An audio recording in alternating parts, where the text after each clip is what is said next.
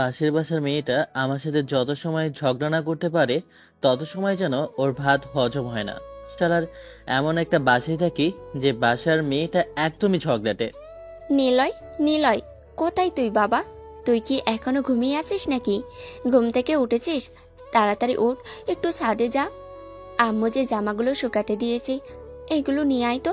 আরে আম্মু, একটু ঘুমাবো ভাবছিলাম, কিন্তু তোমার জ্বালা যন্ত্রণায় মনে হয় আর ঘুমানো আমার হলো না। কথাটা বলে লাফ দিয়ে ঘুম থেকে উঠে পড়ি। আমি ছাদের উপর দিয়ে আম্মুর জামাগুলো নিতে লাগলাম। ঠিক তখনই দেখলাম আমের আচার দেওয়া আছে।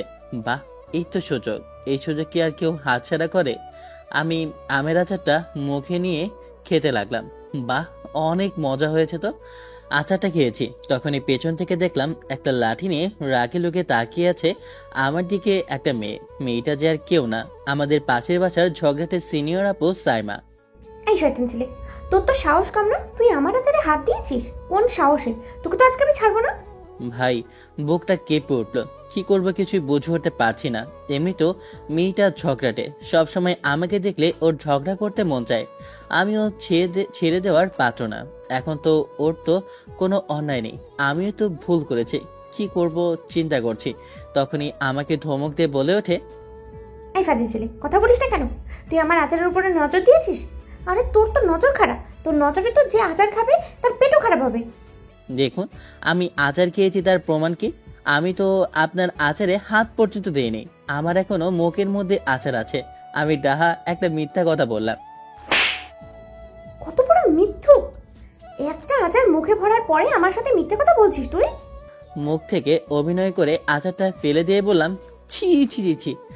আচার বানিয়েছেন নাকি গোবর বানিয়েছেন? হ্যাঁ, খিদে তো আমার মনে হয় মুখ নষ্ট হয়ে গিয়েছে।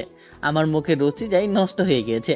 এখন তো আমার মনে হচ্ছে আমার মুখের রুচি ফিরিয়ে আনার জন্য 1000 টাকার ওষুধ খাওয়া লাগবে। আমার তখন প্রচন্ড পরিমাণে তোর উপরে রাগ হচ্ছে রে। তুই আমার আচারকে অপমান করছিস, আমাকে অপমান করছিস। আমি এত সুন্দর করে জিনিস তৈরি করি আর তুই আমাকে এইসব করে গবর বলছিস? তো কি বলবো, আপনার এগুলো কি ভালো হয়েছে নাকি? একদম বাজে। আমি একটু দেখতে চাইছিলাম কেমন, কিন্তু দেখলাম টেস্টটা খুবই খারাপ। আপনার হাতের রান্না যে এত বাজে আগে জানতাম না। শয়তান পোলা, তোর তো সাহস কম না? তুই এখন দেখছি আমাকে অপমান করছিস তো? আমার রান্না ভালো না তাই না? আজকে তোর খবর আছে, তুই দাঁড়া। সাইমা আপুকে আজকেও রাগিয়ে দিলাম। দৌড়ে বাসার ভিতরে গিয়ে দরজাটা লাগিয়ে দিলাম। সোজা আমি আমার রুমে চলে গিয়ে আমার রুমের দরজা লাগিয়ে শুয়ে পড়লাম। নিলয়দের বাসার সামনে এসে কলিং বেল দিতে লাগলাম। কিছুক্ষণ পরে আন্টি এসে দরজাটা খুলে, তখন আন্টি আমাদের উদ্দেশ্য বলে ওঠে, কি হলো মা, এভাবে রেগে আছো কেন?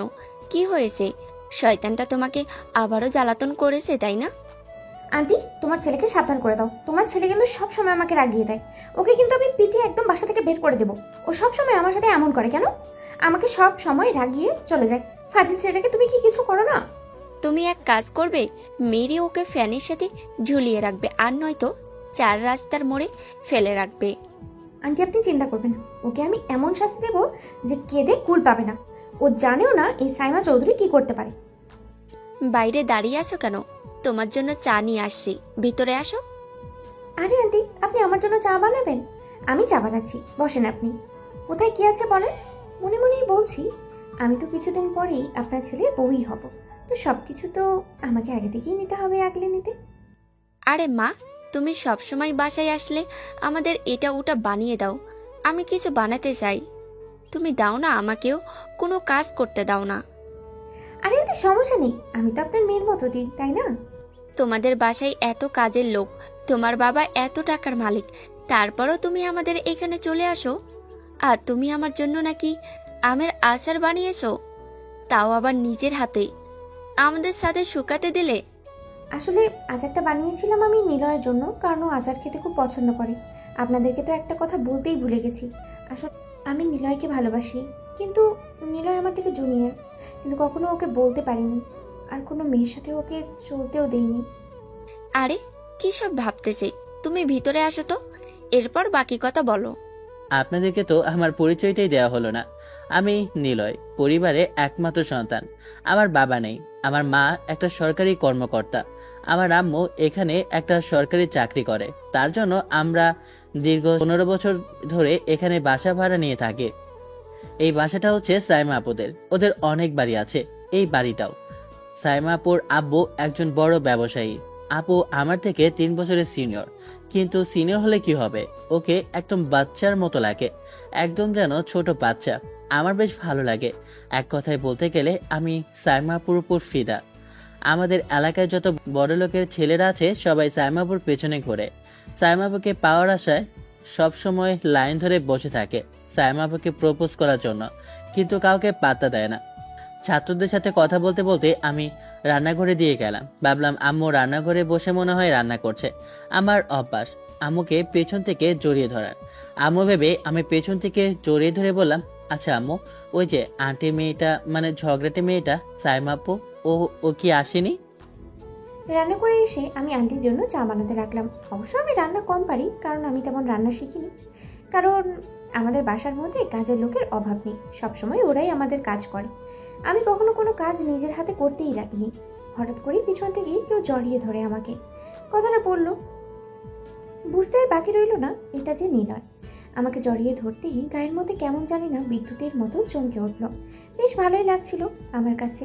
তখন নিলয় আবার বলে ওঠে, কি ব্যাপার আম্মু, তোমার চুল থেকে এমন ঘ্রাণ আসছে কি করে? তোমার চুলে তো তুমি এমন বিদেশি তেল ইউজ করো না, এগুলো তো খুব দামি জিনিস, তুমি এগুলো আবার কবে ইউজ করলে? আর তোমার কেমন জানি না চুল বড় হয়ে গেল দেখি তো। পেছন ফিরে ঘোরাতে আমি যেন চিৎকার করে উঠলাম, কারণ আমার সামনে দাঁড়িয়ে আছে সাইমা আপু। তখনই আম্মু, আরে কি হলো? কি এভাবে রান্নাঘরের মধ্যে চিৎকার করলে কেন? কি হয়েছে? তোর আবার কোনো সমস্যা হয়নি তো মা? আরে আম্মু, তোমার মেয়ের গুল্লি মারি, সাইমা এখানে কি করে? কথাটা বলে দৌড় দিব, তখনই সাইমা আমার শার্টের কলারটা ধরে বলে ওঠে, তুই আমাকে কি বললি? আমি ঝগড়াটে? আজকে তো খবর আছে। এই যে দেখেছিস, বেলনো দিয়ে তোর মাথা আমি গোল বানিয়ে দেবো। আম্মু গো, তুমি এই ফাজিল মেয়েটাকে কেন ঘরের মধ্যে ঢুকিয়েছ? আমাকে মারার জন্য তোমার এতই আমার উপর রাগ? তাহলে বলতে, আমি তোমাকে বলতাম আমাকে ইচ্ছে মতো মারার জন্য। তুমি লোক ভাড়া করে আমাকে শেষ পর্যন্ত মারতে নিয়ে এসেছো। যত অভিনয় করো না কেন চান্দু, আর অভিনয় করে লাভ নেই। তোমাকে আমি ছাড়ছি না। আন্টি বলেছে তোকে মেরে আমি যেন গাছের সাথে ঝুলিয়ে দিই। ওকে মেরে তুমি ফ্যানের সাথে ঝুলিয়ে দাও, আমার একটু শান্তি লাগবে। ওকে তো আমি ধরতে পারি না। এই ডাকাত মেয়েটা আমার আম্মুকে মনে হয় বশ করেছে। এটা আমার আম্মু হতে পারে না, না, আমি বিশ্বাস করি না। এটা আমার মা হতে পারে না, কোনোভাবেই হয় না। এটা আমার মা না। সাইমা আমাকে ধরতে যাবে, অমনি আমি আমার রুমে চলে গেলাম। সাইমাও আমার রুমে চলে আসে। সাইমা আমাকে ধরতে যাবে, তখনই সাইমা পা পিছলে আমার গায়ের উপর পড়ে যায়। আমার ঠোঁট সাইমার ঠোঁটের সাথে মিলে যায়। আমি তো শক্ত করে জড়িয়ে ধরলাম। আমি তো যেন একটা অদৃশ্য দেশে হারিয়ে গেলাম। আমার কাছে কেমন অনুভূতি হচ্ছে বলে বোঝানো যাবে না। সাইমা আমার দিকে তাকিয়ে রয়েছে, ও যেন একটু চেষ্টাও করছে না আমার থেকে ছোটার। আমি যেন এক অজানা দেশে হারিয়ে গেলাম। আমার খোঁজ আসতেই আমি ওকে এক টান দিয়ে ওখান থেকে ছুটে দাঁড়িয়ে গেলাম। এরপরে লজ্জায় ওখানে আর এক মুহূর্ত দাঁড়িয়ে থাকলাম না। ওখান থেকে সোজা আমি বাসায় চলে আসলাম। একটু আগে আমার সাথে কি হলো তা নিয়ে ভাবতে লাগলাম। শালার জীবনটা তো আমার মনে হয় এখন চাঙ্গে উঠে গিয়েছে। এত সুন্দরী একটা মেয়ের সাথে এমন একটা ঘটনা ঘটে যাবে ভাবতেও পারিনি। আমাকে অবাক করে দিচ্ছে যে কিছুই বলেনি, এবং কি আমার গালে থাপ্পড় পর্যন্ত দেয়নি। এটা দেখে আমি বেশ অবাক হচ্ছি। ওর মুখে লজ্জা ছাড়ার কিছুই আমি দেখতে পেলাম না। তখনই আম্মু রুমে আসে। রুমে এসে আমার উদ্দেশ্যে বলে ওঠে, মেয়েটা আসলে তুই এক মুহূর্ত মেয়েটাকে শান্তিতে থাকতে দিস না, সারাদিন শুধু জ্বালাতন করস। মেয়েটা শুধু আমাদের বাসায় আসে আর শুধু তোর সাথে একটু কথা বলে, আর নয়তো কখনো কারোর সাথে তেমন কথা বলতে কখনো দেখিনি। আমি ওর মতো ভদ্র মেয়ে আমার মনে হয় না আর কেউ আসে। ওর বাবার এত কারি কারি টাকা বের করো, দেখো আমরা সাধারণ একজন ভাড়াটিয়া, তারপরও আমাদের বাসায় আসে। এই তো তোমার হয়ে গিয়েছে, এখন শুধু তুমি ওর গুণগান গাইবে। তুমি এক কাজ করো না, ওকে তোমার মেয়ে বানিয়ে নাও, তাহলেই তো হয়ে যায়। সাইমা খুবই লক্ষ্মী একটা মেয়ে, যদি পারতাম তাহলে অবশ্যই তাই করতাম, কিন্তু আমাদের সামর্থ্য নেই। হয়েছে, এখন আর বলে হয়েছে, এখন আর এসব বলে লাভ নেই তোমার। তা তুমি এখন কি অফিসে যাবে না? অফিসে আমি যাচ্ছি। আর হ্যাঁ, তোর তো আজকে ক্লাস নেই, তুই বাসায় গ্যাস নিয়ে আয়, কারণ আমাদের চুলাটা নষ্ট হয়ে গেছে। ভালো হয়েছে, এখন আমি যাব গ্যাস নিয়ে আসে। তুমি তুমি কি বলো, আমি এখন গ্যাস আনবো? নবাবজাদার মতো বসে এমন কথা বলিস না। যা, আমার অফিসের সময় হয়ে গেল, আমি গেলাম।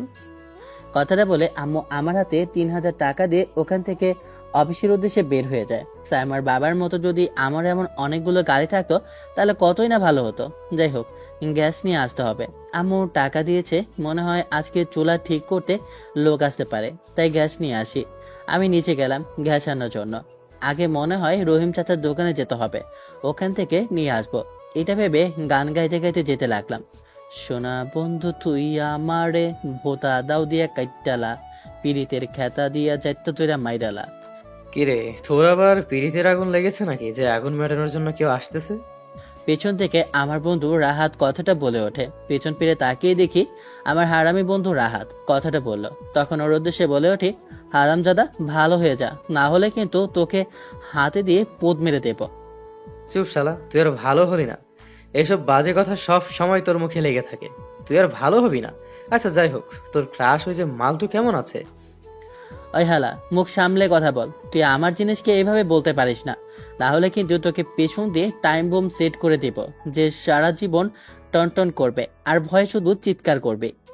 কি বলবো বল, তুই তো ধরেছিস বড়লোক এক মেয়েকে, তাও আবার পাবি কিনা জানি না। তোর থেকে আবার চিনি, আর কি বলা যায় বল। খাবার এটা ঠিক যে তোর ক্রাশের পেছনে অনেক ছেলে ঘুরপাক খায়, আমাদের থেকে কত বড়লোক ছেলেরা আছে।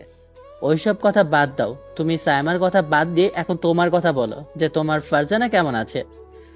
আরে ভাই, দুঃখের কথা আর বলিস না, ওকে আমি এখন পর্যন্ত প্রপোজ করতে পারলাম না। আজকে নাকি পার্লারে এসেছে, তার তো পার্লারের বিজনেস, তাই আমি যেতে পারি না। ওখানে তো মেয়েরা থাকে। শালা, আমি বললেই দোষ হয়ে যায় তাই না? তুই তো এখন একজন বিজনেসম্যানকে পটাচ্ছিস। আমারটা তো একেবারে সেটা ভাঙা বিজনেস ম্যান রে, সেটা বলে লাভ কি? হয়েছে বন্ধু, তুই আর নাটক করিস না। আমি তোকে কল করতাম, চলে এসেছিস, ভালো হয়েছে। কেন, তুই এখানে কি জন্য এসেছিস? তুই কি এখানে আড্ডা দিতে আসিস? আমি তোকে কল করতাম, তার আগে দেখলাম তুই চলে আসলি। আরে ভাই বলিস না, আম্মু বললো গ্যাস নিয়ে যাওয়ার জন্য, তাই গ্যাসটা নিয়ে নেই। দাঁড়া, আমি রহিম চাচার দোকান থেকে গ্যাসটা কিনে নিলাম। এরপর আমি আর হাত দুজনে একটা রিক্সা নিয়ে বাসার সামনে গেলাম। এরপর বাসার ওপরে দুজন মিলে ধরে গ্যাসটা নিয়ে গেলাম। এরপর আবার দরজাটা লাগিয়ে দিয়ে দুজন বের হয়ে পড়লাম। কিরে, আজকে দেখে তোর ক্রাশের বাসার মধ্যে কেউ নেই, শুধু বডিগার্ড আছে, সিকিউরিটি দাঁড়িয়ে আছে। সবাই কোথায় গিয়েছে? আরে, আমাদের এদিকে এমপি আনোয়ার হোসেনের মেয়ের বিয়ে শুনিসনি? তার আব্বু তো ওরা সবাই ফ্যামিলি সহ ওইখানে গিয়েছে, ওদেরকে ইনভাইট করেছে না। আমাকে তো যেতে বললো, কিন্তু আমি কি করে যাই? তারা তো আমার সম্পর্কে কোনো কিছুই হয় না, বরঞ্চ আমরা তাদের ভাড়াটিয়া। কেমন লাগে বল? দেখ, জীবনে কখনো ছোট ভাববি না। তুই নিজেকে যত ছোট ভাববি, মানুষ তোকে আরো ছোট বানানোর চেষ্টা করবে। তাই কখনো নিজেকে ছোট হওয়ার চেষ্টা না, ভাবনা কোনোটাই করবি না। হয়েছে ভাই, এত ঢং করা লাগবে না। এখন চল আমরা সামনের পার্কে থেকে ঘুরে আসি, অনেকদিন হয়েছে ওখানে যাইনি। কথাটা বলে আমি আর নিলয় দুজন পার্কের উদ্দেশ্যে যেতে লাগলাম। তখনই, আচ্ছা বন্ধু, তুই আমাকে একটা কথা বলতো। কি কথা? তোর তো নাটক ছাড়া অন্য কোনো কথাই আমি জানি না। এই তো, বেশি কিছু না। বড় হয়ে তুমি কি হবা বাবু? বড় হয়ে আমি তোকে পিটাবো শোনা, তুমি আমার সাথে অভিনয় কম করো। বন্ধু দেখ, কি সুন্দর একটা মাইয়া যাইতেছে, পিছনে দেখে তা আমি সুন্দর বলতেছি, সামনে দেখলে কেমন হবে বল? এটা যে ফারজানা, আমি ঠিক দেখছি। তারপরও আমি ওকে একটু যদি ঝামেলার মধ্যে না ফেলতে পারি তাহলে আমার যেন ভালোই লাগে না। তখনই আমি মেয়েটার উদ্দেশ্যে বলে উঠি, এই যে আপু দেখুন, ও আমার বন্ধু, আপনাকে মাল বলছে। হারামজাদা, এটা কি বললি তুই? তখনই পিছন ফিরতে আমি তো কেঁপে উঠলাম, কারণ মেয়েটা যে আর কেউ না, ফারজানা, আমার ক্রাশ। মেয়েটা আমার দিকে তাকাতেই আমি কি করব কিছুই বুঝছিলাম না। তখন ফারজানা আমার কাছে এসে, শয়তান ছেলে, তুই আমাকে কি বলি? আমি কিছুদিন ধরে দেখতেছি তুই আমার পিছনে ঘুর ঘুর করতেছিলি, কিন্তু তোর যে এমন মতলব ছিল আমি কখনো জানতামই না। বিশ্বাস করেন, এমন ধরনের আমি ছেলে না, আমি এমন কিছুই বলিনি, শুধু মিথ্যা কথা বলেছে আমাকে পাঠানোর জন্য। নিলয়, তুই বল না যে তুই মিথ্যা কথা বলি। মিথ্যে কথা বলার জায়গা পাও না না? তোমার পাশে তো কেউ নেই, তুমি কাকে বলছো? আমাকে তুমি বলদ পেয়েছো নাকি যে যা বুঝিয়ে দিবে আমি তাই বুঝে নিব? পাশ ফিরে তাকিয়ে দেখি কমা নিলয় তো নেই। শালা আমাকে ফাঁসিয়ে দিয়ে আগে পালিয়ে গিয়েছে। হারামজাদাকে একবার কাছে পাই, তখন আমি দেখিয়ে দিব আমি কি জিনিস। ও আমার সাথে মস্কারি, তাই না? এখন কোনোভাবে একবার বাঁচতে পারি। আল্লাহ তুমি রক্ষা করো। তখনই ফারজানা আপু আমার শার্টের কলার ধরে বলে ওঠে, কি রে, কথা বলিস না কেন? কি হয়েছে তোর? তুই আমাকে কি বলেছিস? আবার বল না। এখন কিন্তু একটা থাপ্পড় বসিয়ে দিব। ওই যে আপু দেখো, তুমি না ওই মেয়েটাকে কিছু টাকা দিয়েছিলে? তোমাকে নাকি অনেক দিন ধরে টাকা দিচ্ছিল না। মেয়েটা দেখো ওইদিকে যে আজকে তার বয়ফ্রেন্ডকে নিয়ে ঘুরতে এসেছে, তোমার টাকা দিচ্ছে না, আজকে কিন্তু বয়ফ্রেন্ড নিয়ে ঘুরছে। পিছন ফিরে আমি তাকাতেই দেখলাম কেউ নেই। তখন সামনে তাকাই দেখলাম রাহাত ও ধাও। আমাকে বোকা বানিয়ে পালিয়েছে ও। ঠিক আছে, ওর খবর আছে। রাহাত সম্পর্কে আমার খালাতো ভাই। আমি ওর থেকে 2 বছরের সিনিয়র। আমি সবসময় ওকে শাসনে রাখি, কিন্তু ও যেমন বিগড়ে যাবে জানতাম না। খালার কাছে বিচার দিতে হবে। অবশ্য আমার সাথে ওর অনেক আগে বিয়ে ঠিক হয়ে আছে, কিন্তু ও সেটা জানে না। আগে বাঁচলে বাপের নাম, পেছনে তাকানোর সময় নেই। আমি দৌড়ে পালিয়ে গেলাম। আমি দৌড়ে যেতে লাগলাম, তখনই কারোর সাথে ধাক্কা লাগে। আমি পড়ে যাই। সামনে একটা মেয়ে মেয়ে আমার সাথে ধাক্কা লাগে। বুঝতে পারলাম, মেয়েটার দিকে আমি তাকালাম, দেখলাম সামনে আর কেউ না, সাইমা আপু। তখন সাইমা আপু নিচ থেকে উঠে, এই তুই কি কানা নাকি? তুই কি চোখে দেখিস না আমাকে ধাক্কা দিয়ে ফেলে দিয়েছিস? যদি অন্য কেউ হতো তাহলে তো আরো 2-4টা থাপ্পড় লেগে যেত তোর গালে। গালে হাত দিয়ে বলে উঠলাম, মনে হয় তুমি এমনি আমাকে ছেড়ে দিতে। কোমরে হাত দিয়ে রাগী গলায় বলে ওঠে, কি বললে তুমি? কই আপু, আমি তো কিছু বলিনি। আমি কি তোমাকে কিছু বলতে পারি? আমি তো অবুঝ একটা শিশু। কি বললি তুই? এখন আমি কি করেছি? আমাকে মারলে কেন? আমি তো কিছুই করিনি। তুই আমাকে আপু বলে ডাকলি কেন? তো কি বলে ডাকবো? তুমি তো আমার সিনিয়র, তাহলে সিনিয়রকে আপু বলে ডাকবো না তো কি বলে ডাকবো শুনি? আমার নাম ধরে ডাকবে তুমি, আর তুমি করে বলবে। আপু বা আপনি বলে পারবে না বলতে। কিন্তু আপু, তুমি তো আমার সিনিয়র। তোকে না বললাম আমাকে আপনি করে না ডাকতে, আর আপু বলবে না। এই মেয়েটা তো মনে হয় আমাকে থাপ্পড় মেরে মেরে এখনই মেরে ফেলবে। আচ্ছা সরি, ঠিক আছে, বলবো না। এখন আর মেরো না, মনে হয় আমার এখন গালটা একেবারে গোলালো হয়ে যাবে। আচ্ছা, তুমি না বিয়ের অনুষ্ঠানে গিয়েছিলে, ওখান থেকে চলে আসলে যে? আরে বলিস না, আব্বু ওখানে একটা ছেলের সাথে পরিচয় করিয়ে দিল, বলল ওখানে কথা বলতে, আর ছেলেটা আমাকে একটু পোস্ট দিতে দিল। আমি থাপ্পড় দিব, কিন্তু দিলাম না, কারণ আব্বুর বন্ধু ছেলে ছিল, তাই আমি ওখান থেকে রাগ করে চলে আসি। তুমি যে সবসময় আমার সাথে কথা বলো, কিন্তু কিন্তু কি বল, কিন্তু কি? আঙ্কেল অনেক কিছু মনে করতে পারে, কারণ আমরা গরিব, তোমরা বড়লোক, তাই আমাদের সাথে তোমাদের স্ট্যাটাস মিলে না। তুমি কোথায় আর আমরা কোথায়? আর তার থেকে বড় কথা, তুমি আমার সিনিয়র। তোকে এত কথা কে বলতে বলেছে? আর একটি বার যদি এইসব কথা বলিস না, তাহলে কিন্তু তোকে থাপ্পড়ি একেবারে। মনে হচ্ছে এখনই আরো 2-4টা থাপ্পড় লেগে যেতে পারে। মেয়েটা যেভাবে রেগে আছে, তাই আর কিছু করলাম না। তাই আমাকে পালাতে হবে, এটা ভেবে আমি যেই পালাতে যাব, তখন ওকে বলে উঠলাম, এই যে দেখো পিছন তোমার কি। নিলয়ের কথায় আমি পিছনে তাকালাম, তখনই আমি ওখান থেকে এক দৌড়ে বাসায় চলে আসলাম। বাসায় এসে হাঁপাতে লাগলাম। তখনই আম্মু বলে ওঠে, কি হলো তোর? আবার কি হয়েছে? এভাবে কুত্তার মতো হাঁপাচ্ছিস কেন? তোকে আবার কে দৌড়ানি দিল? একবার হাতের কাছে পাই, তারপরে দেখিয়ে দেব এই সাইমা কি করতে পারে। আরে আম্মু আর বলো না, আমার পেছনে লাগার মতো তোমাদের ওই যে আন্টির মেয়েটা ছাড়া আর কে আছে? ও আমাকে দৌড়ানি দিয়েছে। একবার যদি হাতের কাছে পেতো, তাহলে মেরে আমাকে আলোর দম বানিয়ে দিত। তুই সারাদিন মেয়েটাকে জ্বালাতন করিস কেন? হ্যাঁ, সারাদিন মেয়েটার পিছনে পড়ে থাকিস, একটু কাজ কাম তো করতে পারিস। আজকে ভার্সিটি বন্ধ ছিল, আগামীকালে তোর তো আবার ভার্সিটি খোলা আছে। যা, খাওয়া দাওয়া করে শুয়ে পড়। আম্মু আজকে কি রান্না করলে? আমি খাবার টেবিলে বসতে আম্মু আমার জন্য অনেকগুলো খাবার দেয়।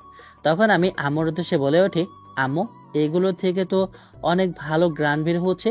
এই খাবারগুলো তুমি আবার কখন রান্না করলে? এগুলো রেস্টুরেন্ট থেকে আনা হয়েছে। মানে তুমি রেস্টুরেন্ট থেকে খাবার এনেছো নাকি? বুঝলাম না তোমার কথা। আমি না, এটা সাইমা এনে দিয়েছে তোর জন্য খাবারগুলো। ওরা অনুষ্ঠানে গিয়েছিল না 5 স্টারে, ওখান থেকে খাবার প্যাকেট করে তোর জন্য নিয়ে এসেছে। সাইমা মেয়েটা এমন আমার জন্য যে কোনো জিনিসই নিয়ে আসবে, কিন্তু কেন জানি না। আর আমাদের সাথে এমন সম্পর্ক কেন, তার কারণটা বুঝতে পারি না। আমি অনেকবার বারণ করার শর্তেও শোনে না সে। আমার বড়, তাই বেশি কথা বলতে পারে না। অনেক সময় আমাকে নিয়ে শপিং করে দেয়।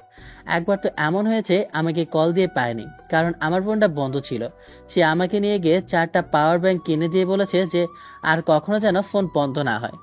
কি রে, এখন বসে কি আবার ভাবছিস? তাড়াতাড়ি খেয়ে নি, তোকে আবার আগামীকালকে তো ভার্সিটিতে যেতে হবে। এখন যা, খাওয়া দাওয়া করে শুয়ে পড়।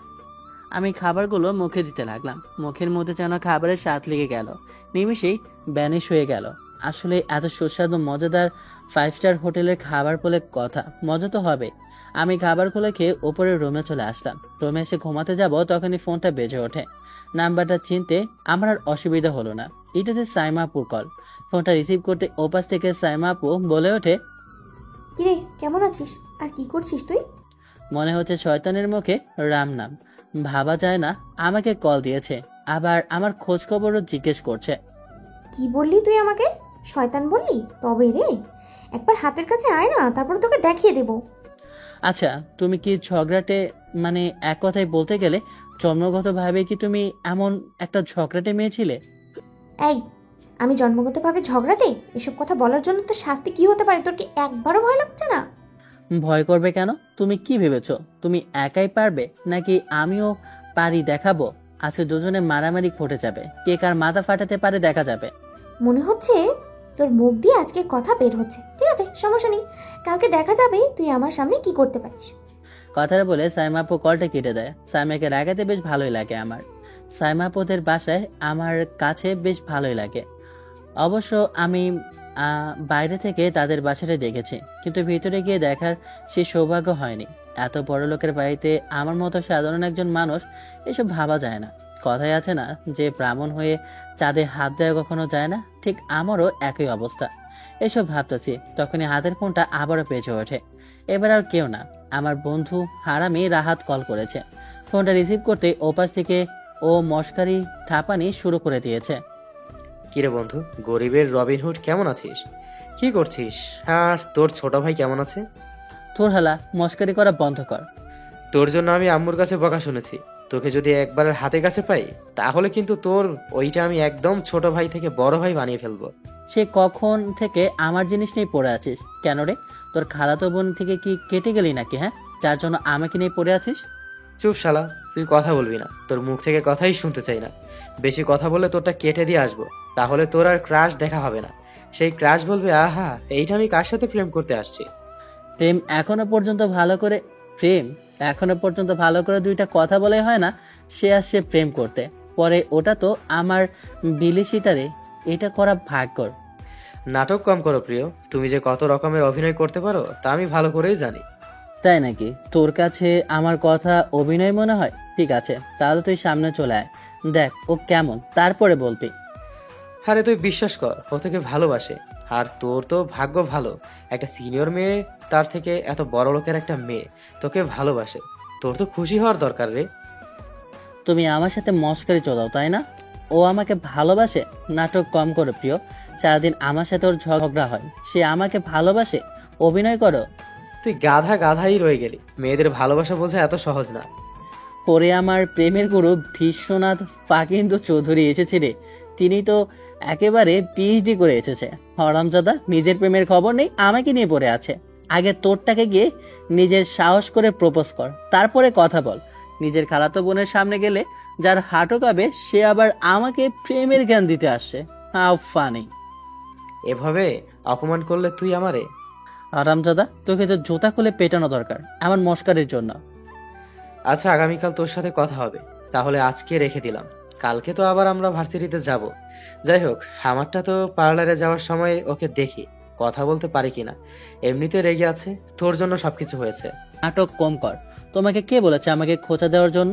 তাই তো আমি তোমাকে খুঁচিয়ে দিলাম। কথাটা বলে কলটা কেটে দিয়ে এরপর আমি কিছু না ভেবে ঘুমিয়ে পড়ি। আগামীকালকে তো আবার ভার্সিটি আছে।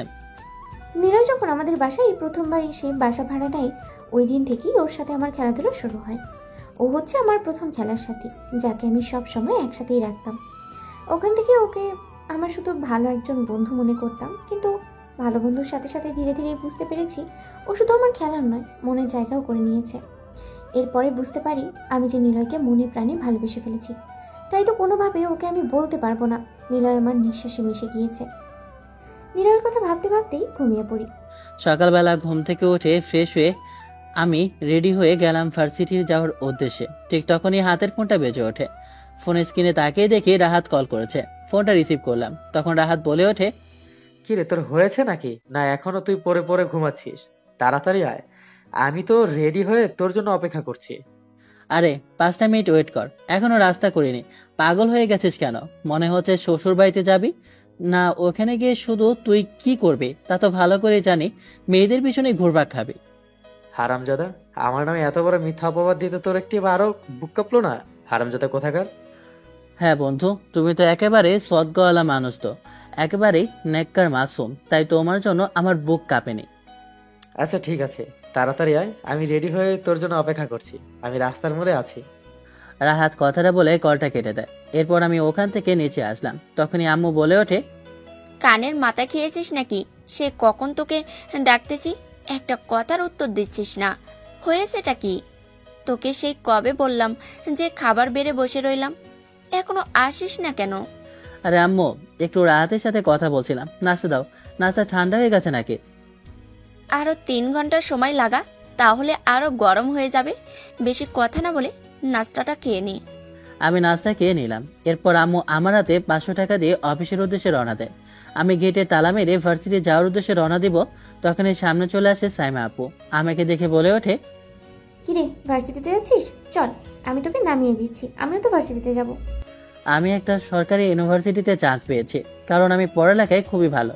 সাইমা আপু ওদের টাকা আছে, তাই ওনারা অনেক বড় প্রাইভেট ইউনিভার্সিটিতে পড়াশোনা করে। কি হলো, দাঁড়িয়ে রইলি কেন? বললাম তো তোর ভার্সিটি তো আমার সামনেই, তোকে আমি নামিয়ে দেবো, গাড়িতে ওঠ। এত দামি গাড়ি দেখে আমি একটা মুচকি হাসি দিলাম। এরপর সাইমার উদ্দেশ্যে বলে উঠলাম, আসলে সাইমা আপু, তুমি মাঝে মধ্যে মজা করো। তোমার এই গাড়িতে করে যদি আমি যাই তাহলে মানুষে কি ভাববে? প্রয়োজন নেই। আমি মানুষকে দেখানোর জন্য, মানুষই আমাকে করোনার দিকে তাকিয়ে রইবে, মনে করবে আমাকে করোনা করছে। তুই কিন্তু আমাকে রাগিয়ে দিচ্ছিস। মানুষ কি মনে করছে এসব নিয়ে তোকে কেউ চিন্তা করতে বলেছে নাকি? হ্যাঁ, তোকে আমি গাড়িতে উঠতে বলেছি, তুই গাড়িতে ওঠ। সাইমা যতই রেগে যাক না কেন, আমি গাড়িতে উঠতে পারবো না। আমি ওকে আর কিছু না বলে ওখান থেকে সামনে একটা রিক্সা নিয়ে হাঁটা ধরলাম মোড়ের কাছে। নিলয়ের বাপ, তোকে আমি দেখে নিব। তুই আমার কথা শুনিস না তো, তোর খবর আছে। রিক্সার মোড়ের কাছে আমাকে নামিয়ে দেয়। এরপর সামনে গিয়ে দেখি যে রাহাত বাইক নিয়ে দাঁড়িয়ে আছে। সামনে যেতে রাহাত বলে ওঠে, কি রে, তোর আবার কি হয়েছে? আসতে আবার দেরি হলো কেন? মাত্রই তো বললে আসতেছি, তাহলে আবার কি হলো? আরে ভাই তুই বলিস না তো, ওই যে সাইমা, ও বলতেছে ওর গাড়ি করে আমাকে নামিয়ে দিবে। আমি না বললাম, কিন্তু ও কেমন রেগেছিল।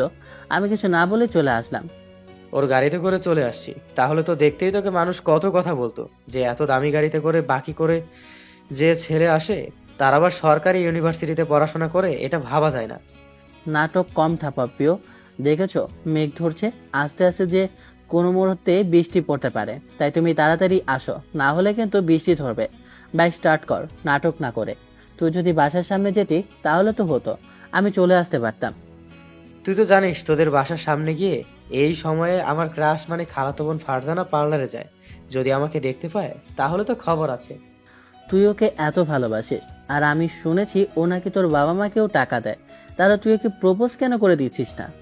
আসলে আমরা ওর প্রতি ঋণী, কিন্তু আমি ওকে ভয়ে বলতে পারি না।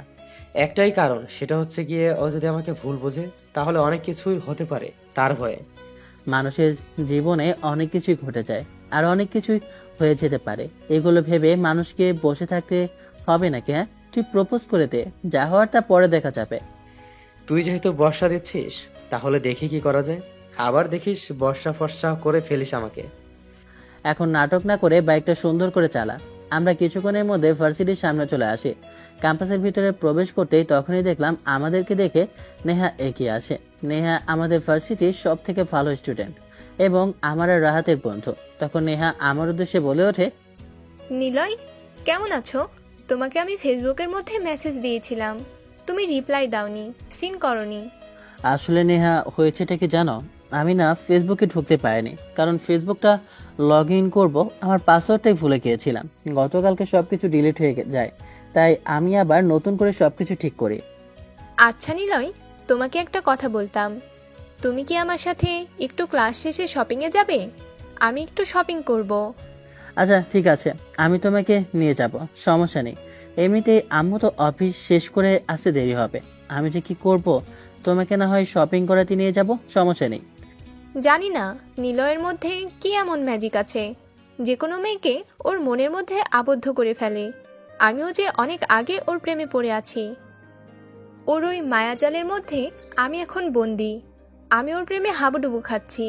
ক্লাসের সময় হয়ে গেছে, চলো আগে আমরা সবাই ক্লাসে যাই। তোরা দাঁড়িয়ে তো দুজনে মশকারি শুরু করলি, ক্লাসে না গিয়ে চল এখন আগে ক্লাসে যাই।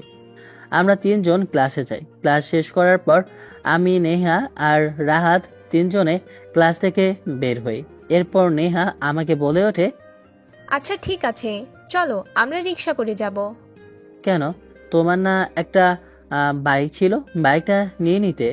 সত্যিই তুমি আমার বাইকে করে যাবে? তোমাকে তো কোনোদিন আমার বাইকে উঠাতে পারিনি, আজকে আমার বাইকে যাবে তুমি? খুব খুশি লাগছে আমার কাছে, বিশ্বাস করো কথাটা শুনে। এ কথা ঠিক, আমি কখনো কোনো মেয়ের পিছনে বসিনি এবং কি কাউকে বাইকে করে নিয়েও যায়নি কোথাও। নেহা খুশিতে তার বাইকটা নিয়ে আসে। আমি নেহার পেছনে বসে, নেহা জোরে টান দিতে আমি ওর গায়ের উপর উঠে পড়ি। নিলয়কে বললাম আমাকে জড়িয়ে ধরতে, কিন্তু ধরল না, তাই বারে বারে ব্রেক মারতে নিলয় আমার গায়ে পড়ে। বেশ ভালো লাগছে। হঠাৎ করে নিলয় আমার কোমর জড়িয়ে ধরে। কি যে ফিল্ড হচ্ছিল বলে বোঝাতে পারবো না। আমি তো চোখ বন্ধ করে নিলাম। এরপর ট্রাফিক চলে আসে। ট্রাফিক জ্যামে আমি আর নিলয় দাঁড়িয়ে আছি। গাড়ি করে আমি যাওয়ার সময় আমার নজর পড়ে একটা ছেলের দিকে। ছেলেটার দিকে তাকাতেই আমার তো বুকটা কেঁপেই ওঠে, কারণ বাইকের পিছনে যে ছেলেটা বসে আছে সেটা যে অন্য আর কেউ না, ছেলেটা নিলয়, তাও আবার একটা মেয়ের বাইকের পেছনে। এটা দেখা মাত্রই বুকটা যেন কেঁপে ওঠে। নিজের চোখকে বিশ্বাস করতে পারছি না আমি আর থাকতে পারছি না। আমি গাড়ি থেকে নেমে যাই, ড্রাইভারকে বলি গাড়িটা যেন বাসায় নিয়ে যায়। আমি ওদের পিছু করতে লাগলাম একটা সিএনজি দিয়ে। আমার সব থেকে বেশি খারাপ লাগে এই জ্যামের মধ্যে, আমার একদমই ভালো লাগে না জ্যামে বসে থাকতে। আমার তো জ্যামের মধ্যে থাকতে ভালো লাগে, কারণ তোমার সাথে যে থাকতে পারি। আরে তুমি যে চুপ করে রইলা, সমস্যা কি? বাইক চালাও, আমাদের জ্যাম তো ছেড়ে দিল। ও আচ্ছা, ভুলে গেলাম। আমি মনের কথা বলতে গিয়ে যে কখন জ্যামটা ছেড়ে দিয়েছে বুঝতেই পারিনি। কয়েকটা স্টার দিয়ে আমি একটা শপিং মলের সামনে দাঁড় করাই। এরপর নিলয় নেমে আসে হঠাৎ করে। আরে এক মিনিট, তুমি দাঁড়াও তো, আমার একটু লেগেছে, মানে করতে যাবো তো, দাঁড়াও। ও পাশে ওয়াশরুম আছে, আমি আসতেছি, তুমি এখানে ওয়েট করো। কথাটা বলে আমি ওয়াশরুমে চলে যাই। আমি সিএনজিটা নিয়ে একপাশে রাখি। দেখলাম নিলয় ওখানে একটা মেয়েকে নিয়ে শপিং মলের সামনে এসে দাঁড়ায় আর কোথায় জানি চলে যায়। আমি মেয়েটার কাছে গেলাম। মেয়েটার কাছে যে মেয়েটা আমাকে দেখে বলে ওঠে, হঠাৎ করে একটা মেয়ে আমার সামনে চলে আসে। আমার সামনে এসে মেয়েটা বলে ওঠে। মেয়েটার পোশাক আশাক দেখে মনে হয় অনেক ধনী পরিবারের, কিন্তু আমার কাছে কেন এলো তা তো বুঝতে পারছি না। মেয়ে সত্যি করে বলো তো, তোমার সাথে নিলয়ের কী সম্পর্ক? হঠাৎ করে এমন কথা বলবে আমি নিজেও বুঝতে পারিনি। আর এত বড় লোকের মেয়ে কেন নিলয়ের সাথে সম্পর্ক বুঝলাম না। এমন কথাই আমি মেয়েটার প্রশ্নের উত্তরে বলে উঠি, বুঝলাম না, হঠাৎ করে আপনি এসে এমন ধরনের প্রশ্ন করছেন। আপনি কে? আপনাকে তো আমি ঠিক চিনলাম না। আমি কি? সবাই আমাকে চেনে। আমি সাইমা চৌধুরী, একে গ্রুপ অফ ইন্ডাস্ট্রির মালিকের একমাত্র মেয়ে। বলতে গেলে সব কিছুর মালিক আমি। আমাকে তোমাকে জিজ্ঞেস করতে হবে? আচ্ছা ভালো কথা, আপনি যে গ্রুপের মালিক হন না কেন, আমি জানি সে অনেক বড় লোক। আপনি অনেক ধনী পরিবারের মেয়ে, কিন্তু এসব প্রশ্ন আপনি আমাকে কেন করছেন? মেয়ে, তুমি কিন্তু আমার মাথা গরম করে ফেল। তুমি জানো না আমি কি করতে পারি। আমি চাইলেই তোমাদের পুরো পরিবারটাকে একদম ধ্বংস করে দিতে পারি। তুমি আমার মাথা গরম করো না। তোমাকে যেটা প্রশ্ন করেছি সেটার উত্তর দাও। দেখুন, আপনি আমাকে ধমক দিয়ে কখনো কিছু বলতে পারেন না। আমি আপনার ধমক ভয় পাই না, বুঝতে পেরেছেন? আমি কি করব আর কি করব না আপনাকে বলতে যাব, কিন্তু কেন? তাহলে তুমি বলবে না তোমার সাথে নিলয়ের কি সম্পর্ক? ঠিক আছে, সমস্যা নেই, তুমি অপেক্ষা থাকো, আমি কি করি। নিলয় আমার একজন ঘনিষ্ঠ মানুষ, এখন প্রিয় মানুষ। আমি আমার নিলয় সম্পর্কে কেন আপনাকে বলতে যাব? যান সামনে গিয়ে দূরে মরেন। কথাটা শুনে আমার তো শরীর জ্বলে ওঠে। আমি কিছু বললাম না, শুধু মেয়েটাকে দেখে নিব এটা বলেই ওখান থেকে আমি সোজা বাসায় চলে আসি। আরে বলো না, এখন মনে হচ্ছে হালকা লাগছে। কি হলো, তোমার মুখটা এমন ফ্যাকাশে দেখাচ্ছে কেন? যেন কেউ মুখের মধ্যে চুনকালি মেখে চলে গেল। আরে তেমন কোনো বিষয় না, আসলে একটা পাগল মেয়ে এসেছে আর তোমার কথা জিজ্ঞেস করছিল, আর নিজেকে আর কে গ্রুপ ইন্ডাস্ট্রিজ এর মালিক দাবি করছে। আমার কাছে পাগল ছাড়া অন্য কিছু মনে হয়নি। আল্লাহ, কি বলছো? মেয়েটা তোমার কাছে এসেছিল? মেয়েটা তো এখন গিয়ে আমাকে সব বলে দিবে। আর তুমি কি বলেছো? 1 মিনিট, তুমি কি মেয়েটাকে চেনো নাকি? মেয়েটার সাথে তোমার কি সম্পর্ক? রাগী গলায় আমি ওর দিকে হাত ইশারা করে কথাটা বললাম। এমনভাবে তাকে কথাটা বলো নেহা, আমি একটু ভয় পেয়ে গেলাম। ভয় পেয়ে ওকে আমতা আমতা করে বলে উঠি, আরে আমাদের বাসার বাড়িওয়ালার মেয়ে, হয়তো বা তোমাকে আমার সাথে দেখে অন্য কিছু ভেবেছে। আম্মুর সাথে ভালো সম্পর্ক তো, তাই হয়তো বা। আমি তো ওর এমন রূপ দেখে ওই রীতিমতো ভয় পেয়ে গেলাম। আচ্ছা তাহলে এই, আমি তো আবার অন্য কিছু ভেবে নিয়েছি। তাহলে চলো, কথাটা বলে আমি নিলয়ের হাত ধরে শপিং মহলের ভিতরে যেতে লাগলাম। নেহা আমার হাত ধরে ও শপিং মলের ভিতরে নিয়ে যায়। এরপর ও একটা শাড়ির দোকানে গিয়ে আমার উদ্দেশ্যে বলে ওঠে, তোমার পছন্দ অনুযায়ী যতগুলো শাড়ি মনে হয় সবগুলো শাড়ি আমার জন্য নিয়ে নাও। নেহার বাবা এই শহরের কমিশনার, তাই টাকার অভাব তো থাকতেই পারে না। এমন কথা আমাকে বলল যে কি করব কিছু বুঝে উঠতে পারছি না।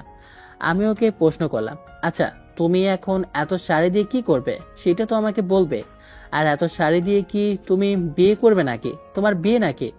আমার দিকে আবার রাগে চোখে তাকায়। তখন আমি ওর উদ্দেশ্যে বলে উঠি, আচ্ছা সরি, তুমি দেখছি কি জানি আমার উপর প্রচুর পরিমাণে রেগে যাচ্ছ।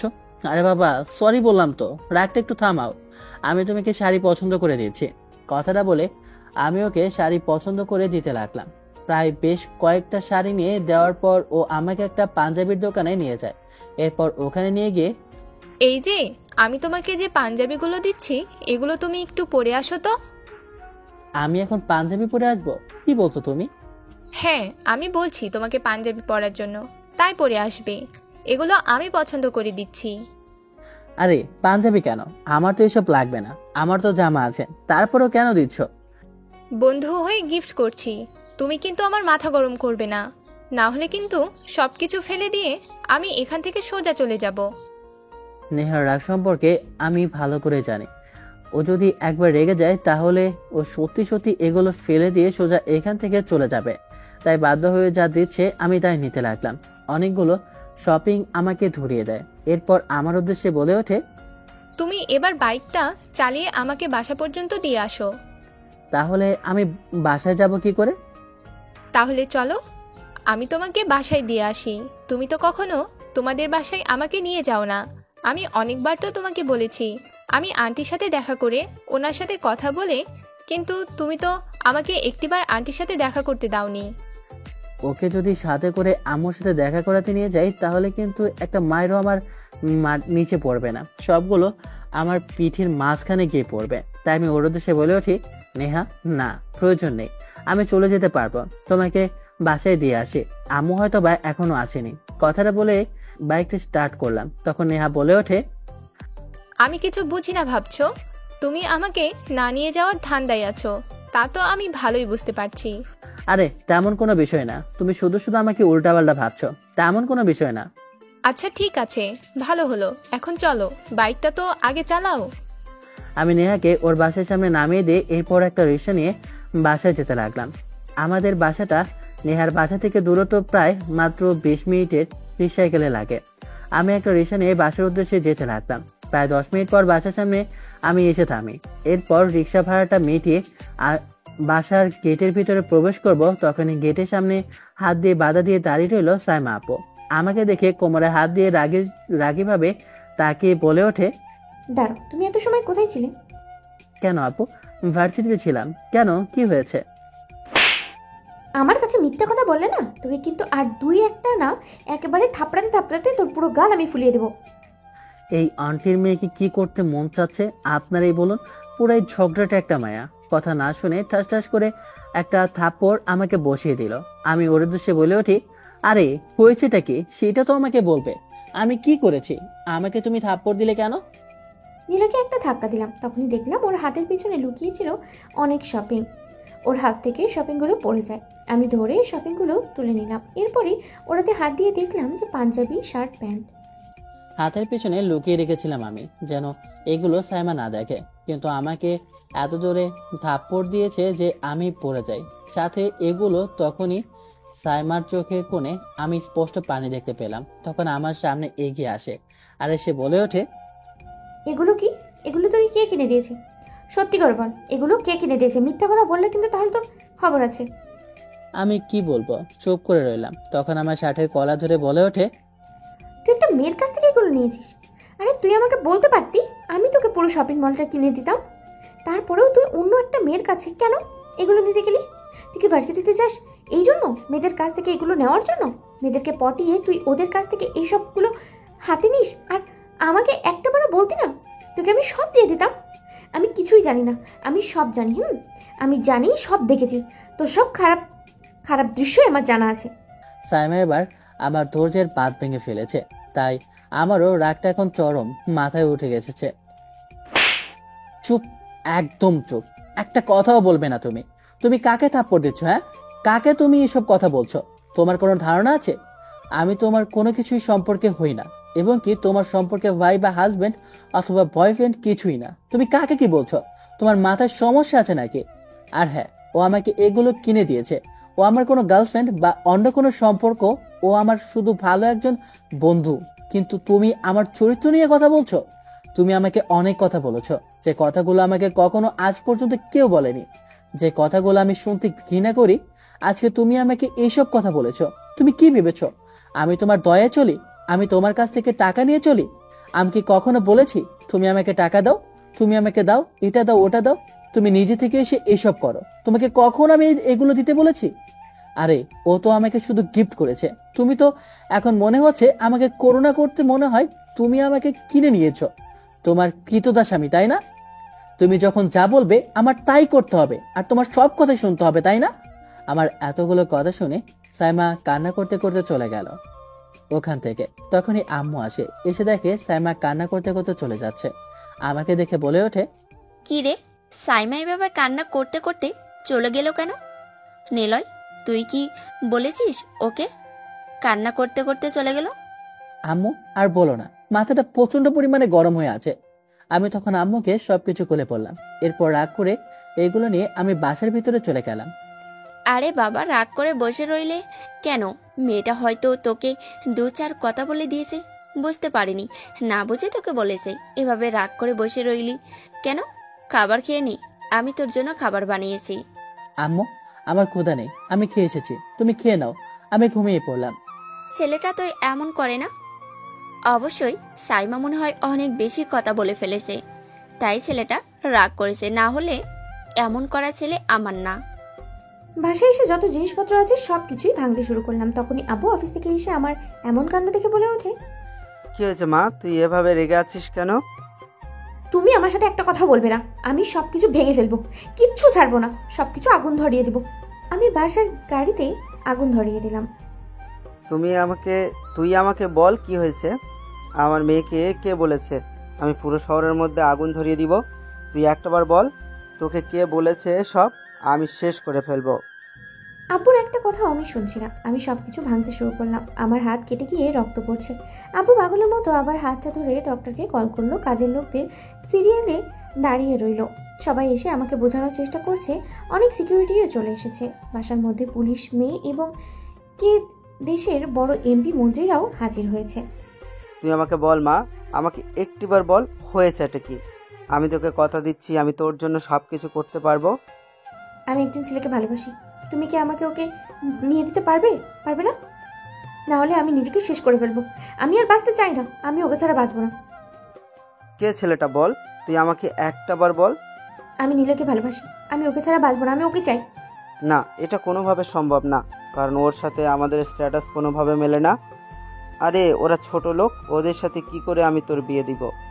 আর ও তোর থেকে জুনিয়র, এই ছেলের সাথে তোর বিয়ে দিব না, এটা সম্ভব নয়, একদম অসম্ভব। আপুর এমন কথা শুনে আমি রাগে ওখান থেকে রুমের ভিতরে চলে যাই। এরপরে দরজা বন্ধ করে ফেলি। সকালবেলা ঘুমিয়ে আছি, তখনই আম্মু এসে বলে ওঠে, বাবা, তুই এখনো ঘুমিয়ে আছিস? ঘুম থেকে ওঠ, তুই কি ভার্সিটিতে যাবি না? আম্মু তুমি যাও, আমি ঘুম থেকে উঠতেছি। কথাটা বলতে আম্মু নিচে চলে যায়।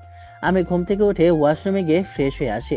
নিচে আসতেই আম্মু বলে ওঠে, কি রে বাবা, তোর দেখি মন খারাপ, কি হয়েছে? আর আজকে সারাদিন দেখি সাইমা আসেনি, হয়েছে কি তোদের মধ্যে? কই কিছুই তো হয়নি, এমনি ও আমার সাথে একটু গতকালকে খারাপ ব্যবহার করেছে, তাতেই তোমাকে বলেছি। আচ্ছা বাবা, বলে যা। ও যা বলেছে ও তো আসলে বুঝতে পারেনি, তাই বলে ফেলেছে। ও বয়সে বড় হলে বাচ্চাদের মতো কথা বলে।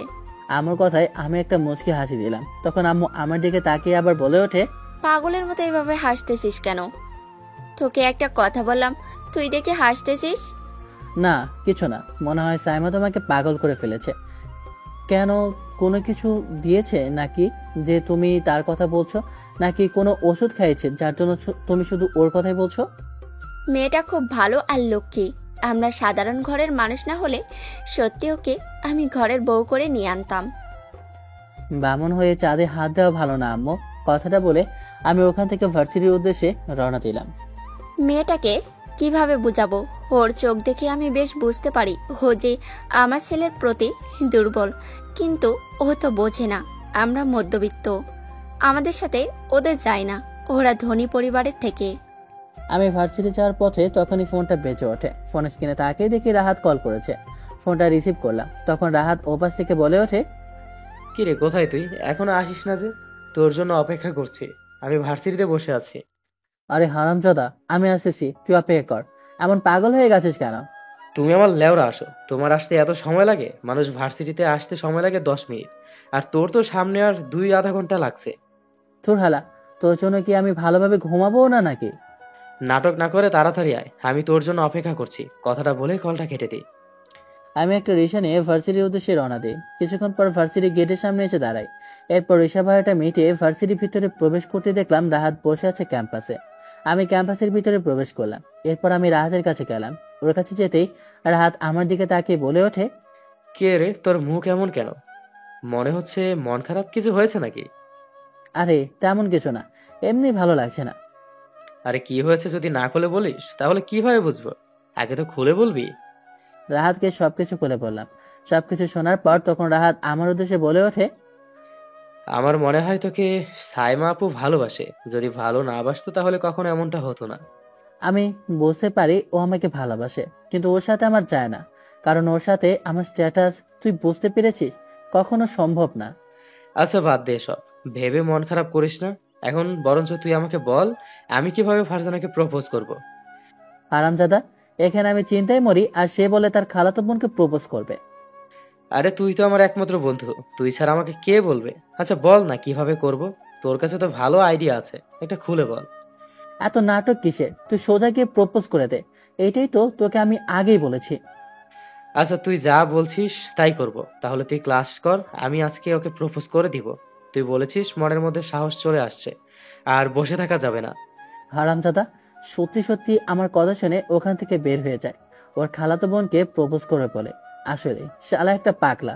আমি এমন কথা বলছিলাম নিজের মনে মনে, তখনই পেছন থেকে কেউ হাত দেয়। চমকে উঠি, পেছন পেরে তাকিয়ে দেখে নেহা। নিলয়, কেমন আছো তুমি? তুমি তো আর আমাকে কল করলে না। বাসায় গিয়ে তোমাকে কতবার বলেছি যে আমাকে বাসায় গেলে কল দেবে, কিন্তু তুমি তো আমাকে ফোন দিলে না। আরে সত্যিই ভুলে গেছি। আচ্ছা বলো, তুমি এখন কেমন আছো? তখন লক্ষ্য করলাম যে নেহা আমার পছন্দ অনুযায়ী যে শাড়িটা কিনে দিয়েছিলাম ওটা পরে এসেছে। তখন নেহা আমার উদ্দেশ্যে বলে ওঠে, আচ্ছা নিলয়, বলো তো আমাকে এই শাড়িতে কেমন লাগছে? আমাকে সবাই বলল তোমার পছন্দ নাকি অনেক ভালো। সবাই বলল শাড়িতে অনেক ভালো লাগছে। সত্যি তোমাকে শাড়িতে কিন্তু বেশ ভালো মানিয়েছে। জানতাম না শাড়িতে তোমাকে এত ভালো লাগবে, কিন্তু তোমার তো খুশির কারণ। সত্যি বলছো আমাকে শাড়িতে ভালো লাগছে? আসলে তোমাকে কি বলবো, তোমার কাছে ভালো লেগেছে, এর থেকে আমার আর কি খুশির কারণ হতে পারে? ও আচ্ছা তাই বলো। আচ্ছা ঠিক আছে, ক্লাসের সময় হয়ে গিয়েছে, যাবে না? হ্যাঁ যাব, কিন্তু ক্লাস শেষে। তোমার সাথে আমার কিছু কথা আছে, প্লিজ একটু দাঁড়াও, আমি তোমাকে কিছু কথা বলবো। আচ্ছা ঠিক আছে। কথাটা বলে আমি আর নেহা দুজনে ক্লাসে যাচ্ছি। তখন নেহা বলে ওঠে, আচ্ছা রাহাতকে দেখছি না, কোথায়? ও কি আজকে ক্লাসে আসেনি? রাহাত তো ভার্সিটিতে এসেছে, ওর একটা কাজ মনে পড়ে গিয়েছে, তাই আবার চলে গিয়েছে। আচ্ছা, ওর কথা বাদ দাও তুমি। আমরা দুজন ক্লাসে যাই, এরপরে সবগুলো ক্লাস শেষ করে বের হয়ে আসি। তখন নেহা আমার উদ্দেশ্যে বলে ওঠে, আমি তোমাকে কিছু বলতে চাই। কথাটা বলে আমি নিলয়ের হাত ধরে বাগানের কাছে নিয়ে গেলাম। এরপর ওর কাছে আমি বলে উঠি, ওর হাত দুটো শক্ত করে জড়িয়ে ধরে। কেমন জানি না মায়াভরা চোখে নেহা আমার দিকে তাকিয়ে বলে ওঠে, নিলয়, তুমি আমাকে কি ভাবো জানি না, কিন্তু সত্যি বলতে আমি তোমাকে ভালোবেসে ফেলেছি। আমি জানি তুমি আমাকে বন্ধু ভাবো, কিন্তু তারপরও আমি তোমাকে ভালোবেসে ফেলেছি। বিশ্বাস করো, তোমাকে প্রথম দেখায় আমি ভালোবেসে ফেলেছি। এরপর তোমার সাথে বন্ধুত্ব করি, কারণ ভেবেছি আস্তে আস্তে তোমাকে আমি আমার ভালোবাসার কথা বলবো, কিন্তু সেই সাহস হয়ে ওঠেনি। তুমি আমাকে ভালোবাসো? বলো নিলয়। হঠাৎ করে নেহা আমাকে প্রপোজ করবে, এটার জন্য আমি মোটেও প্রস্তুত ছিলাম না। তখন আমি নেহার উদ্দেশ্যে বলে উঠি, না নেহা, এটা কোনোভাবেই সম্ভব না। আমি তোমাকে ভালোবাসতে পারবো না, কারণ আমি তোমাকে শুধু বন্ধু নজরে দেখি, অন্য কিছু না। শুধু এটাই কারণ যার জন্য তুমি আমাকে ভালোবাসতে পারবে না? বিশ্বাস করো, আমি তোমাকে অনেক ভালোবাসি, আর তুমি শুধু একটু চেষ্টা করো, তুমি আমাকে ভালোবাসতে বাধ্য। না, এটা কোনোভাবেই সম্ভব না, কারণ আমি আমার মনটাকে অন্য একজনকে দিয়ে দিয়েছি, তাই আমি তোমাকে কোনোভাবেই ভালোবাসতে পারবো না। আমি এটা বিশ্বাস করি না নিলয়, তুমি আমাকে মিথ্যা বলছো। আমি জানি তুমি আমাকে এসব কথা না বলার জন্যই বলছো। এটা একদম সত্য কথা, আমি তোমাকে মিথ্যা বলছি না, আমি সত্যি একজনকে ভালোবাসি। কথাটা বলা মাত্রই কান্নায় ভেঙে পড়লো নেহা। আমি ওকে অনেকবার বোঝানোর চেষ্টা করলাম, কিন্তু ও আমার কোনো কথাই শোনো না। নেহা ওখান থেকে ওর বাসায় চলে যায়, কিন্তু আমার কিছু করার নেই, আমি ওকে বোঝাতে পারবো না। আমি এটা বিশ্বাস করি না নিলয়। কথাটা বলে কান্না করতে করতে ভার্সিটির ক্যাম্পাস থেকে আমি দৌড়ে চলে গেলাম। আমার জন্য দুইটা মেয়ের মন ভেঙে গিয়েছে, খুব খারাপ লাগছে, নিজেকে খুব অপরাধী মনে হচ্ছে। কি করব কিছুই জানি না, তাই মন খারাপ করে বাসায় চলে গেলাম। বাসায় যেতেই আমাকে দেখে আম্মু বলে ওঠে, কি রে বাবা, তোর মন খারাপ কেন? কি হয়েছে? তোকে আবার কেউ কিছু বলেছে নাকি এভাবে মন খারাপ করে বসে রইলি যে? না, ভালো লাগছে না, একটু ঘুমানোর চেষ্টা করি, না ঘুমালে মনে হয় আরো বেশি খারাপ লাগবে। দুপুরের খাবারটা তো খেয়ে যা, এখনো তো ফ্রেশ হোস নেই। খাবার খাওয়ার ইচ্ছে নেই, আমি খাবো না, তুমি খেয়ে একটু শুয়ে পড়ো। ছেলেটার কিছু হয়েছে নাকি? আজ দুদিন ধরে মন খারাপ করে রইলো, বুঝলাম না কিছুই। আমি রুমে এসে আমার দরজাটা বন্ধ করে দিই, এরপর ওয়াশরুমে গিয়ে ফ্রেশ হয়ে শুয়ে পড়লাম। আমি ফারজানার পার্লারের কাছে গিয়ে অপেক্ষা করতে লাগলাম যে ফারজানা কখন আসবে। কিছুক্ষণ পর দেখলাম ফারজানা একটা শাড়ি পরে ওর পার্লারের ভিতরে প্রবেশ করছে। আমাকে খেয়াল করেনি। আমি পার্লারের ভিতরে প্রবেশ করতে দেখলাম অনেক মেয়ে বসে আছে। আমাকে দেখে অনেকেই বের হয়ে যেতে বলছিল, কারণ এটা মেয়েদের পার্লার। তখন ওই চিল্লাচিল্লির সব ধর্ষণে তখন ফারজানা ভিতর থেকে বের হয়ে এসে ওদেরকে বকা দিল।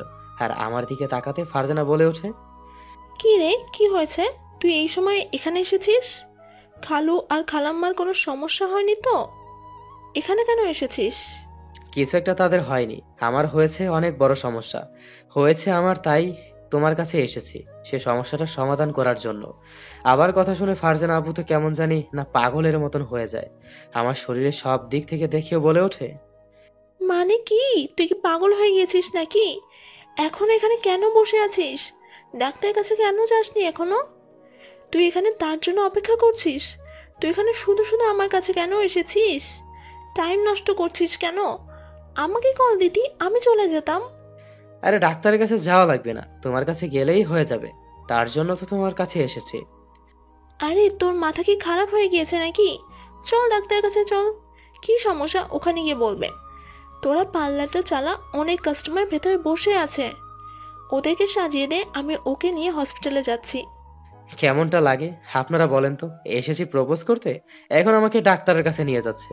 ওই মরণজ্বালা কে নিয়ে কি করেন বলেন তো? আরে ডাক্তারের কাছে যাওয়া লাগবে না, আমি এসেছি তোমার কাছে। তখন আমার কথা শুনে ফারজানা আপু ভুঁড়ি মুচকে বলে ওঠে, আমার কাছে তুই এখন কেন এসেছিস? আমার কাছে এখন তোর কি কাজ? আমি কি তোকে বলেছি নাকি যে আমার কাছে এসে তুই আমাকে সাহায্য কর? তোর এখন ভার্সিটির সময়, তুই এখানে কেন এসেছিস? তোর টাকার প্রয়োজন হলে আমাকে ওই সময় বলতি, আমি তোকে দিয়ে আসতাম। এখানে আসার কোনো দরকার ছিল নাকি? আর আমাকে কল করতি তাহলেই তো হতো। এখানে তো মহিলা এবং মেয়েরা থাকে, তাহলে ওরা কি ভাববে? দূর, তুমি শুধু কথা পেঁচাও। তখন আমি সবার সামনে ফারজানা আপুকে হাঁটু গেড়ে একটা রিং সামনে বাড়িয়ে দিয়ে বলে উঠি, ফারজানা, আমি তোমাকে ভালোবাসি অনেক আগ থেকেই, কিন্তু ভয়ে বলতে পারিনি, কারণ তুমি যে রাগী একটা মেয়ে, যদি আমাকে থাপড়াতে থাকো তার জন্য আর কি মনে করো জানি না, কিন্তু সত্যি বলতে আমি তোমাকে অনেক ভালোবাসি। তুই আমাকে ভালোবাসিস এই কথাটা আগে বললে কি হতো? এখন বলছিস এত দেরি করে? আর আমি যে তোকে ভালোবাসি এটা তুই বুঝতে পারছিস না? তখনই ফারজানা আমাকে জড়িয়ে ধরে বলে ওঠে, আমার সাথে তো তোর অনেক আগেই বিয়ে ঠিক হয়ে আছে। তুই কি জানিস না আমার সাথে তোর বিয়ে ঠিক হয়ে আছে? আর আমি তোকে ভালো না বেশি কাকে ভালোবাসবো? কারণ আমার জন্যই তো তোর সাথে আমার বিয়েটা ঠিক করেছে ফ্যামিলির সাথে আমি ঝগড়া করে তোর সাথে আমার বিয়েটা ঠিক করিয়েছি। আর আমি তোকে ভালোবাসি মনে প্রাণে। আমি যদি জানতে পারতাম তুই অন্য কারো বা অন্য কোনো মেয়ের সাথে কথা বলিস, তাহলে ওই দিন আমি তোকে মেরেই ফেলতাম। কিন্তু না, তুই কখনো কার সাথে কথা বলিস না। এই জিনিসটা সবসময় ভালো লাগতো আমার। আর তুই সবসময় আমার পিছনেই পড়ে থাকতি। আজ রাতে আমাকে জড়িয়ে ধরে কথাগুলো বলছিল, আমি যেন নিজের কানকেও বিশ্বাস করতে পারছি না। যাকে ভালোবাসে সে নাকি পাওয়ার আগে সে আমাকে ভালোবাসে, তার সাথে আমার বিয়ে ঠিক করে রাখা আছে। তখন ওই ফারজানা আপুর মনে হলো যে এখানে সবার সামনে আমাকে জড়িয়ে ধরে রেখেছে, লজ্জায় আমাকে ছেড়ে দেয়। এরপর বলে ওঠে, এখন তুমি এখান থেকে যাও, তোমার সাথে আমি পরে কথা বলবো। আমি শুয়ে আছি, তখনই হাতের ফোনটা বেজে ওঠে। ফোনের স্ক্রিনে তাকিয়ে দেখি নাম্বারটা অচেনা। অনেকবার কল আসলো, ফোন ধরলাম না, কারণ আমি আবার অচেনা কল ধরি না। কিছুক্ষণ পর বাধ্য হয়ে ফোনটা ধরলাম, কারণ কল করে যাচ্ছিল। ফোনটা রিসিভ করতে তখন কান্না সুরে কেউ একজন বলে ওঠে, বাবা, তুমি কি নিলয় বলতেছ? জি আমি নিলয়, কিন্তু আপনি কে? আপনাকে তো আমি ঠিক চিনতে পারলাম না। বাবা, আমি সাইমার আব্বু বলছি। আমার মেয়েটা যে বাঁচবে না, তুমি আমার মেয়েটাকে বাঁচাও। আমার মেয়েটা যে হসপিটালে, তুমি আমার মেয়েটাকে বাঁচাও। সাইমার বাবার মুখ থেকে এমন কথা শুনে আমার যেন পায়ের নিচ থেকে মাটি সরে যেতে লাগলো, যে সাইমা হসপিটালে, এটা যেন নিজের কানকেও বিশ্বাস করতে পারছি না। বাবা, তুমি যত তাড়াতাড়ি সম্ভব প্রাইম হসপিটালে চলে আসো, ওকে ওখানে অ্যাডমিট করেছি। আমি তাড়াহুড়ো করে যেতে লাগলাম, তখনই আম্মু আমার উদ্দেশ্যে বলে ওঠে, কি রে নিলয় বাবা, কি হয়েছে? তুই এভাবে তাড়াহুড়া করছিস কেন? কোনো সমস্যা হয়েছে নাকি? এমন করছিস কেন? তোর মুখ দিয়ে এভাবে গান করছে কেন? কি হয়েছে আমাকে বল। আম্মু, সাইমা নাকি হসপিটালে, ও নাকি আত্মহত্যা করার চেষ্টা করেছে। কিছুই তো বুঝলাম না, কি হয়েছে ওর? ওর বাবা আমাকে কল করলো আর হসপিটালে যেতে বললো। কি বলছিস কি? ও হসপিটালে? ওকে তো ওই সময় দেখেছিলাম, আর দেখিনি। ও হসপিটালে কি করে, কি করলো মেয়েটা? এত সুস্থ ভালো মেয়েটা, ওর বাবা তোকে যেতে বললো? বিষয়টা তো কিছুই বুঝলাম না। আম্মুকে আমি সবকিছু খুলে বলিনি, অর্ধেক কথা ওই সময় বলেছিলাম, তাই বাধ্য হয়ে আম্মুকে পুরো কথাটা বললাম। তখন আম্মু, তুই এত বড় একটা কাজ কি করে করতে পারলি? তুই মেয়েটার গায়ে হাত তুললি কেন? মেয়েটা কত ইমোশনাল একটা মেয়ে, তুই জানিস না? আমি বুঝতে পারি মেয়েটা তোকে ভালোবাসে, কিন্তু তুই একটা ছেলে হয়ে বুঝলি না কেন যে মেয়েটা তোকে ভালোবাসে, তার জন্য এমনটা করে। আমি কিছুই বললাম না, চুপ করে রইলাম। তখন আম্মু আমার উদ্দেশ্যে বলে ওঠে, এইখানে দাঁড়িয়ে না থেকে তাড়াতাড়ি হসপিটালে চল। মেয়েটার কি হয়েছে আগে গিয়ে দেখতে হবে। আমি আর আম্মু দুজনে তাড়াহুড়ো করে হসপিটালের উদ্দেশ্যে রওনা দিলাম। কিছুক্ষণ পর আমরা হসপিটালের সামনে এসে দাঁড়ালাম। তখন দেখলাম কেবিনের বাইরে সাইমার আব্বু কান্না করছে। আমাকে আর আম্মুকে দেখে তখন সাইমার বাবা আমাকে জড়িয়ে ধরে কান্না করতে করতে বলে ওঠে, বাবা নিলয়, আমি জীবনে কখনো কারো কাছে কিছু চাইনি, কিন্তু এই প্রথম তোমার কাছে একটা জিনিস ভিক্ষা চাচ্ছি। তুমি আমার মেয়েটাকে বাঁচাও। তুমি ছাড়া আমার মেয়েটা যে বাঁচবে না, আমি কখনো ভাবতে পারিনি আমার মেয়েটা তোমাকে এতটা ভালোবাসে। আমি যেন নিজের কানকে বিশ্বাস করতে পারছি না, আমার জন্য সাইমা এত বড় একটা কাজ করবে। ভাই সাহেব, আপনি একটু শান্ত হন, দেখবেন সাইমা মায়ের কিছু হবে না। আপনি একটু শান্ত হন। সাইমার বাবা কান্না করতে লাগলো। তখন সাইমার বাবা আমার উদ্দেশ্যে বলে ওঠে, বাবা, আমার মেয়েটাকে আমি খুব হাতুড়ে বড় করেছি। ওর মা ছোটবেলায় মারা যায়, তারপর আমি ওর সব কথা শুনেছি, ওর প্রত্যেক কথা। ওর কোনো আশা আমি অপূর্ণ রাখিনি, ওর সবগুলো কথা আমি শুনতাম, ওর অন্যায় আবদারও আমি মেনে নিতাম। একমাত্র মেয়ে বলে সব সময় আমি ওকে মাথায় করে রাখতাম। বাবা, আমি তোমার কাছে আমার মেয়ের জীবনটা ভিক্ষা চাচ্ছি। তুমি আমার মেয়েটাকে নিজের করে আপন করে নাও। আমার যত সম্পত্তি আছে সব কিছু আমি তোমার নামে লিখে দিব। তারপরেও তুমি আমার মেয়েটাকে আপন করে নাও। আমার মেয়েটাকে তুমি বাঁচাও। রিপিট। সি সি সি ভাই সাহেব, কত আমারও মেয়ে। আপনি কেন এভাবে বলছেন? আপনি চিন্তা করবেন না, ও কিছু হবে না। হ্যাঁ আঙ্কেল, আপনি চিন্তা করবেন না, সাইমার কিছুই হবে না। তখনই ডাক্তার আমাদের কাছে আসে, এসে বলে ওঠে যে নিলয়কে পেশেন্ট ডাকতেছে কেবিনে যাওয়ার জন্য। কথাটা শুনে আমি সাইমার কেবিনের ভিতরে প্রবেশ করলাম। দেখলাম ওর মুখে অক্সিজেন দেওয়া। তখন অক্সিজেনটা খুলে সাইমা বলে ওঠে, নিলয়, আমি তোমাকে ভালোবাসি, অনেক বেশি ভালোবাসি। বিশ্বাস করো, আমার নিঃশ্বাসে তুমিই মিশে আছো। এই প্রথম যখন তুমি আমাদের বাসাতে এসেছিলে তখন থেকেই আমি তোমাকে ভালোবাসি, কারণ ওই সময় থেকে তুমি আমার খেলার সাথী ছিলে। আমি তোমাকে ভীষণ ভালোবাসি, নিজের চাইতে বেশি ভালোবাসি। তুমি আমাকে ছেড়ে যাবে না তো? নাহলে কিন্তু আমি মরে যাব। কথাটা শোনা মাত্রই আমি সাইমার মুখটা চেপে ধরি। এরপর বলে উঠি, চুপ, আর একদম এমন কথা বলবে না। তুমি নিজেকে কি মনে করেছো? হ্যাঁ, তুমি কি একটিবারও জানতে চেয়েছো আমি তোমাকে ভালোবাসি কিনা? আমিও তোমাকে ভালোবাসি, সত্যি আমি তোমাকে অনেক বেশি ভালোবাসি, কিন্তু ভয়ে বলতে পারিনি, কারণ তুমি আমার সিনিয়র এবং কি আমরা মধ্যবিত্ত। সত্যি বলছো নিলয়, তুমি আমাকে ভালোবাসো? নিলয়ের হাতটা শক্ত করে জড়িয়ে ধরে কথাটা বললাম। সাইমার কপালে আমি একটা চুমু খেলাম। এরপর বলে উঠলাম, সত্যি আমি তোমাকে অনেক বেশি ভালোবাসি। আমি আমার পাগলিটাকে অনেক বেশি ভালোবাসি। আমি অনেক খুশি, কারণ আমি যাকে ভালোবাসি সেও আমাকে ভালোবাসে। দিয়ান সাহেব, তাহলে শুভ কাজে দেরি করতে কিসের? আর আমরা তাহলে বিয়ের আয়োজন করে ফেলি। ও সুস্থ হলেই তাহলে আমরা সব কিছু ঠিক করে ফেলবো। ভাই সাহেব, আপনার উপর আমি সব কিছু রেখে দিলাম। আপনার এখন যা ইচ্ছে তাই করতে পারেন। এখন আমি কি বলবো? আপনার যখন মন চাই আপনি বিয়ের অনুষ্ঠান করতে পারেন। দেখতে দেখতে সাইমা সুস্থ হয়ে যায়। এরপর সাইমার আব্বু আমার সাথে বিয়েটা দিয়ে দেয়। আজকে আমার বাসর রাত। আমি ছাদের উপর দাঁড়িয়ে আছি। তখন আমার বন্ধু রাহাত বলে ওঠে, বন্ধু, আজকে কিন্তু মায়ের হবে, আওয়াজ হবে না, এমন ভাবে করবে কিন্তু, না হলে কিন্তু আমরা সবাই জেগে যাব। তোর হালা লুচ্চা কোথাকার, তোর ফারজান আব্বুকে বলে দিব, তখন দেখি কি হয়। ঠিক আছে বন্ধু, আমি চুপ রইলাম, আর কোনো কথা বলবো না। আমি ছাদ থেকে নেমে নিচে গেলাম। এরপর আমার রুমের ভিতরে প্রবেশ করলাম। রুমের ভিতরে প্রবেশ করতে দেখলাম সাইমা বেনারসি সাজে খাটের উপর বসে আছে। আমাকে দেখে সাইমা খাট থেকে নেমে আসে। এরপর ও আমার পা ধরে সালাম করে, তুমি আমার জীবন সঙ্গিনী, তুমি আমার বুকে থাকবে। তুমি কিন্তু আমাকে পাপ্পি দিলে না, আমাকে আদর করলে না, তোমার সাথে কথা নেই। কিন্তু এটা আবার কি করে? আমি তো অনেক ছোট একটা বাচ্চা, আমি কিভাবে জানবো? তাই নাকি? তুমি ছোট বাচ্চা? আচ্ছা ঠিক আছে, আমি তোমাকে শিখিয়ে দিচ্ছি। কথাটা বলেই আমি ওকে খাটে শুয়ে দিই।